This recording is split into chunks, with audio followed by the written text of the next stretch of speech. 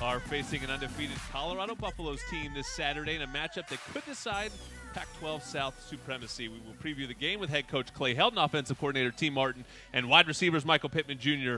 and Velus Jones Jr. I am Jordan Moore, and alongside John Jackson as always. JJ, let's get right to the coach. Brought to you by Mito. Countdown to kickoff with Mito. Swiss watches since 1918, the official timekeeper of USC Athletics. Be the first to own the Fight On limited edition timepiece. True Trojan fans visit shopmito.com/USC. That's shopmito, MIDO.com/USC. Coach, how we doing? Fresh off the practice field. How was the bye week? How's the team feeling? Doing good. Got a couple things done. One, getting a little bit healthy with some guys that had some bumps and bruises, and getting a Porter Gustin back out on the practice field, a Malik Dorton, a Talanoa Hufanga.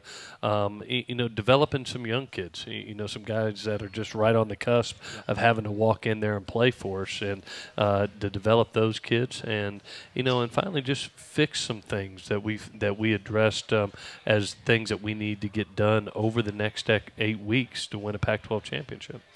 Coach, you talked about even self-scouting, sort of reflecting, looking in the mirror, I guess, or whatever you want to call it.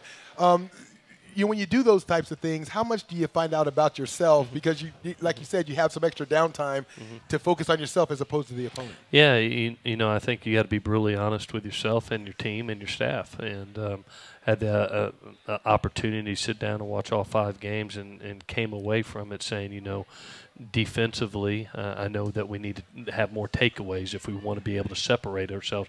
Hey, you go back to that Arizona game, and that one pick by Marvell led it to all of a sudden it's a 1-score game. It immediately goes to a 2-scored game. That's what takeaways do. And when you look at us over 5 games, I know we can take the ball away more. So I challenged our defense. Offensively, I think we have started extremely fast over the last 3 games. 75 yards, 75 yards, 95-yard drive. But the consistency throughout the game. We had the chance in the Arizona game, 1st and 10 on the 13-yard line, to make it a 24-0 game and turn the ball over and leave a team in. If you want to separate from guys play consistent ball. Special teams wise, I think we've done a nice job over the last couple of weeks of really playing good football on that team. But what I challenge them to do is not have the lapse like we did at Texas, because all of a sudden you go from what was going to be a 1-score game to a 3-score. Coordinator-wise, I asked our coordinators, when we've been really good here, we've been ultra-aggressive, and to play with no fear and call it with no fear. And then position coach-wise, and this was the biggest challenge, was to make sure that we are critically honest with our players, that if they're doing something technical or fundamentally wrong that is creating a penalty or producing a physical beat, let's get it fixed this week. Well, really cool stuff, and we talk about this bye week, and one thing I think we maybe mentioned last week, you took a little bit off of JT Daniels' arm, so your quarterback is at the center of this. So one, how's he looking? Do you feel like there's some extra life back, and can he use this bye week as a springboard to reset a little bit and go, okay, this is my team, it's been my team, but as you eloquently said, it was just sort of such a whirlwind, right? I mean, he came here and he's got school and he's got camp. He's trying to win the job. He's trying to get chemistry with the receivers. Here come the games. What can he do now that it's his and it's his to go forward? Well, I hope he does what he did in the last 2 games. You look up and he has 0 turnovers in the passing game. He's distributing the ball to a number of wide receivers and does what it takes to win ball games. He's won both ball games, both by 3 touchdowns, 0 interceptions, not making the critical error, and getting into his playmakers. Not everything has been perfect. I know we'd have 2 deep balls back in Arizona that he wishes he had back, or it's a 300-yard night. But he's doing the things to win football games. That's what I want him to continue to progress and do. Get better with every game, because it has been a whirlwind. I mean, you've never thrown this ball this much in your entire life. You've never had this much school, this much tutoring, this much strength and conditioning, this much practice. It's daylight till dark.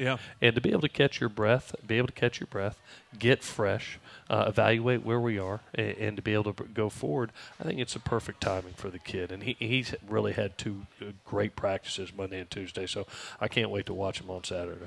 I know you said in your presser over the weekend that you had a chance to sit down and watch some college football games as well. I mean, being a college football fan, of course, as well as a coach. you know, and for me, and I'm asking if you're the same way, I sat down and I watched the Texas-Oklahoma game, right? And Texas had them beat by 3 touchdowns, but you had Texas beat by 2 touchdowns, right? I mean, how much do you sort of say, hey, look, we're right on the cusp of where we need to be from a national standpoint?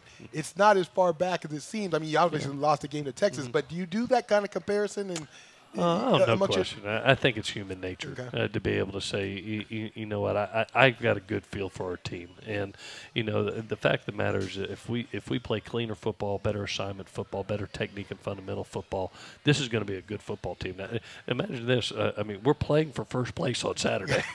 and the opportunity to control our own destiny, and that's happened because of what the kids have done the last 2 weeks. It was. I knew that going into the season that we'd have to play really good football against some good football teams. It didn't happen. But how do you address it from there?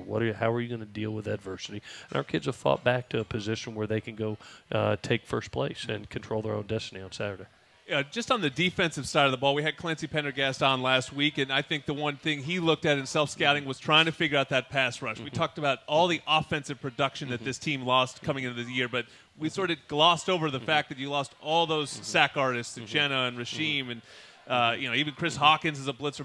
Your top 5, I believe, sack guys leaving. Now, you get poor Augustin back, and just in looking at the stats, he needs to be on the field. I mean, the defense has been so much better when he's in the field. So I guess my first question is, how's he feeling? Because, again, he missed the fourth quarter, most of it, of the Arizona game. And then it sounded like Coach Pendergast was looking at, felt like he was close to getting that pass rush back up to where he wants it to be. Yeah, definitely. One of the things that I think Coach Clancy does a tremendous job is he's never been fearful of bringing pressure and dialing it up from everywhere. And it's one of the reasons I love him, and our kids feed off of it.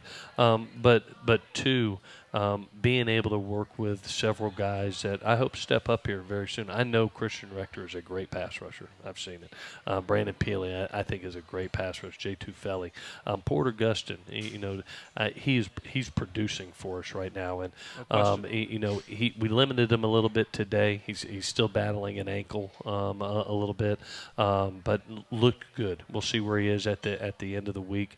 But the challenge is to give the quarterback, especially this quarterback. This is a 6'5", 230-pound man. We're getting ready that people have gotten to, but just haven't got on the ground. They have 11 sacks, but you look at it, and you think about you can look at how many times that kid has escaped, and he's a very strong. We're going to have to gang tackle this kid on Saturday. With Montez at the quarterback position, I mean, you talked about him already, but you've seen him before, right? I mean, he was in the Coliseum as a freshman, a lot less experience at that time. What has sort of transposed itself to what he is now as a junior compared to what you saw in the Coliseum a couple years ago? His decision-making has totally changed. When he was a freshman, and was in the Coliseum, he was just learning. And here comes Clancy Pendergast pressures from all over the place, and you're having to deal with that. But what you see is a quarterback right now that's completing 75% of his passes. He's 11 touchdown to 2 interception kid. He's getting the ball out quick. He's just making great decisions. And he's putting his team in positions to win.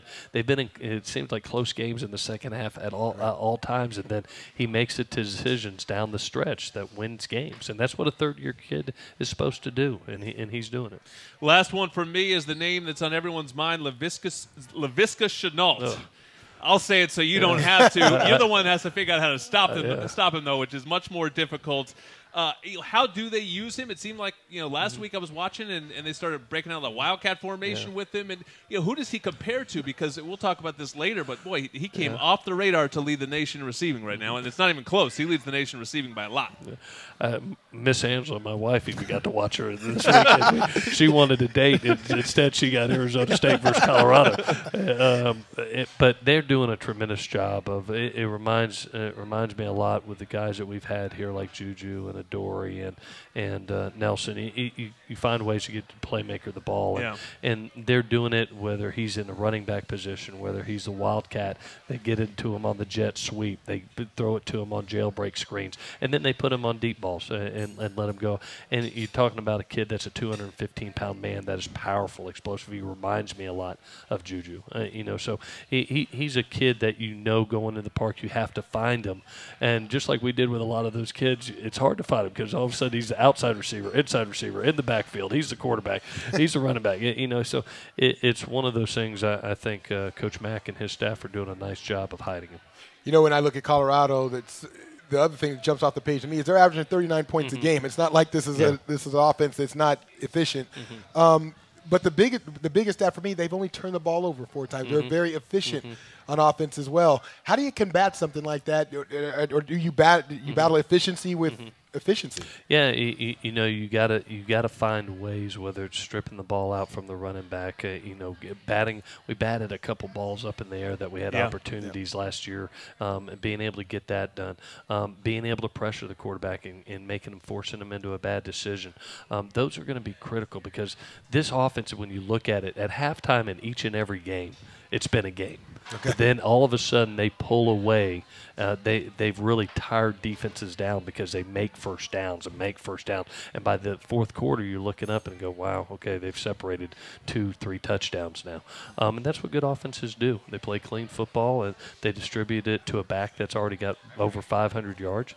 And they've got a powerful wide receiver and a quarterback that's making good decisions. Very balanced offense. Well, right now, at least it's a battle of the top 2 teams in the Pac-12 South. It's coming up at the Coliseum on Saturday. USC, Colorado, 7:30 p.m. kick. FS1. We'll have it right here on ESPN LA 710. Tickets at usctrojans.com/tickets. Thank you, Coach. Trojan fans, here's a deal for you right now. When you buy 4 select Cooper tires from a participating dealer, you'll score a voucher good for 4 free tickets to a select Trojan football game during Cooper's annual Buy 4 and Score event. Visit coopertire.com to find a dealer near you.